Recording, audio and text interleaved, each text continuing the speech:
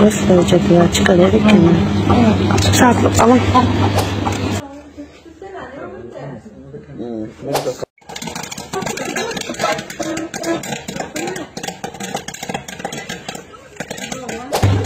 Şu anda mороженое paradımızın mороженое çikolatayı.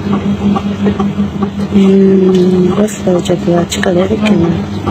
Saatlik alın.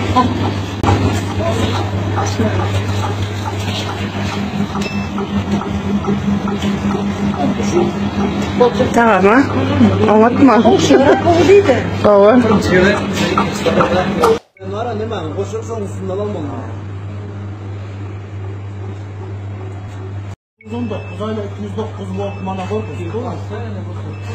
Ha, şu doğru, doğru.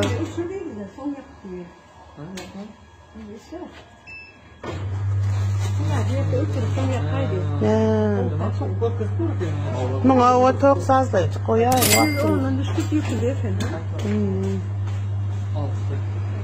ya bu makineler 220 niyetlenen olan için vermesi 220'ne çöküldü.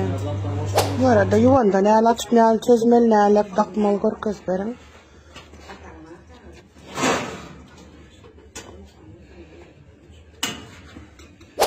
Şunu atarız öyle ayırıyorsunuz. Bana bunu böyle çektiğiniz öyle kazan. Sonra bunu korkmadan atayım bunu şunları yapıyorum. Ama dökmese kayıp kazan. Ama dökmese olmuyor işte. Ne bilsin ben. Hani yalnız neydi? Kazanıcı kızı başladı. Sonra karın çok pis de vereyim ha. Şurada bak cender kahvaltı alıp bari yenen yok orada travmalı gelmez. Mesela yok bana şurada. Kahvaltı demem hocam. Bu da yaptı. Bu yine sizin de baka başta. Her gezek 10 gram o.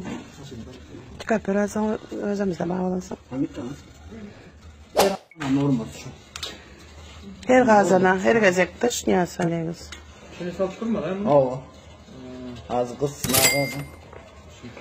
Kızım kapağını koymadınız ha siz şartlık. Koyuyorsunuz. Kapağı yatın tutturayım mı?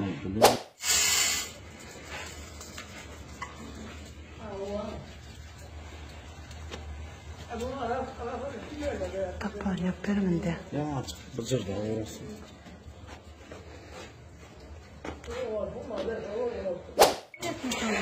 Yok, içine tuz ederek şekerse biz kuru çıkarırsa. Tuz olsa tuzla çıkarır. Yok, abişli tuz. Her gezekte bir çayın hoşuna zaten. Alem olsun, tuzlu olmuş, fazla vereyim. Tresko olsa orada. Tamam, yarın kolyarım etkilerim de dökeyim. Öyle kurada var.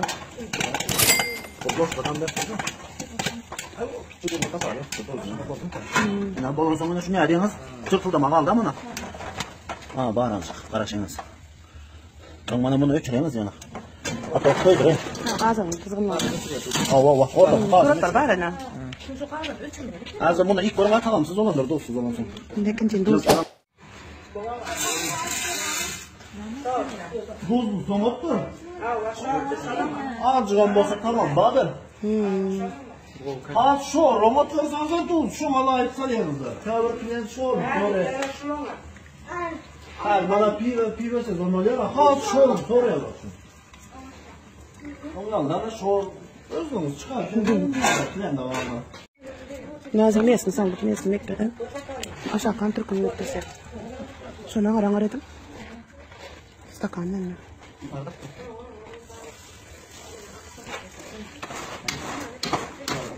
Yok şuna salıp durmayacak. Ne hale bulur ben.